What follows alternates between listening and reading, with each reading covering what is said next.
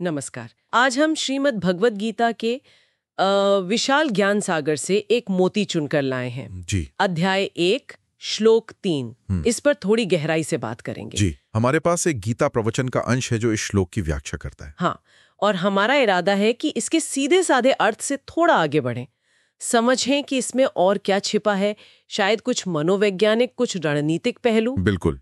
तो ये श्लोक आता है कुरुक्षेत्र के युद्ध के मैदान में। माहौल एकदम तनाव का है। और तब दुर्योधन अपने गुरु द्रोणाचार्य से कुछ कहता है। जी श्लोक है, पश्चिताम पांडुपुत्रणाम आचार्य महतीम चमुम व्यूढ़ाम द्रुपद पुत्रेण तव शिष्येण धीमता। पहली बार सुनने में तो ऐसा लगता है कि वो बस पांडवों की बड़ी सेना की तरफ इशारा कर रहा है ना? हाँ, ऊपरी तौर पे यही लगता है। शाब्दिक अर्थ भी यही है। हे आचार्य, पांडु पुत्रों की इस विशाल सेना चमूम को देखिए, जिसे आपके ही बुद्धिमान धीमता शिष्य द्रुपद के पुत्र ने सजाया है।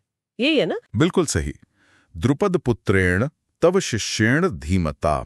और व्यूढ़ाम मतलब कुशलता से व्यू रचना करके सजाया है।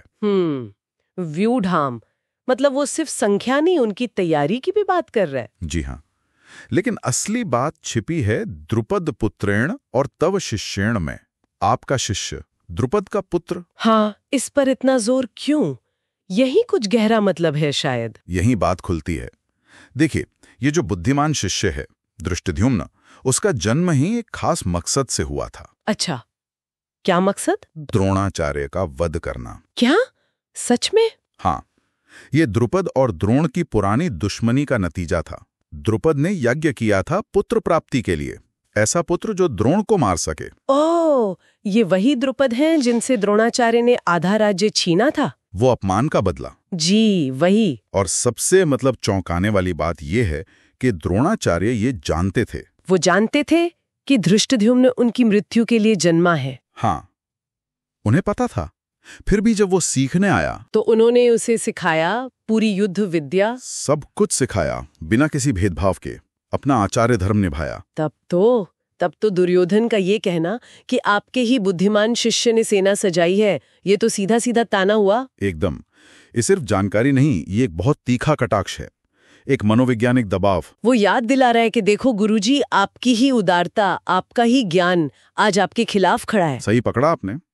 वो शायद द्रोण की निष्ठा को क्या कहते हैं, कुरेद रहा है। ये पक्का करना चाहता है कि कहीं द्रोण पांडवों के लिए, खासकर अर्जुन के लिए नरम न पड़ जाएं। हाँ, इशारा यही है।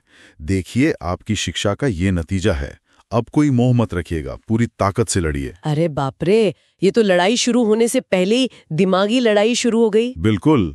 महाभारत सिर्फ मैदान पर नहीं लड़ा गया, वो मन में, रिश्तों में, हर जगह लड़ा जा रहा था। दुर्योधन शब्दों से द्रोण के मन में एक द्वंद्व, एक कश्मकश पैदा करने की कोशिश कर रहा है। हाँ, गुरु धर्म और युद्ध धर्म के बीच, स्नेह और निष्ठा के बीच। तो इस छोटे से श्लोक से हमें सिर्फ सेना की तैयारी का पता नहीं चलता। नहीं, बिल्कुल नहीं।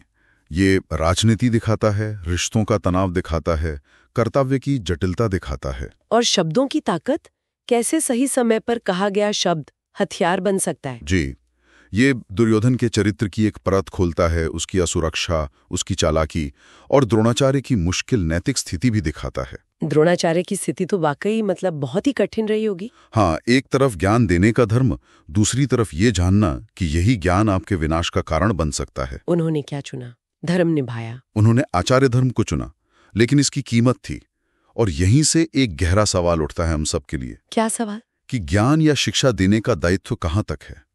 क्या हमें किसी को सिखाने से इसलिए मना कर देना चाहिए कि वो शायद भविष्य में उसका गलत इस्तेमाल करे? मुश्किल सवाल है। या फिर ज्ञान देना एक निरपेक्ष कर्तव्य है, परिणाम चाहे जो भी हो? द्रोण ने एक रास्ता चुना, पर क्या वो सही था? ये सोचने वाली बात है, खासकर उनके लिए जो आज भी किसी न किसी रूप में ज्ञान या शक्ति देने की स्थिति में है। बिल्कुल। वाकई, गीता के बस एक श्लोक में देखिए कितनी परतें हैं, कितनी गहराई है। जी। उम्मीद है इस पहलू पर यह चर्चा हमारे सुनने वालों को रोचक लगी होगी और सोचने पर मजबूर करेगी।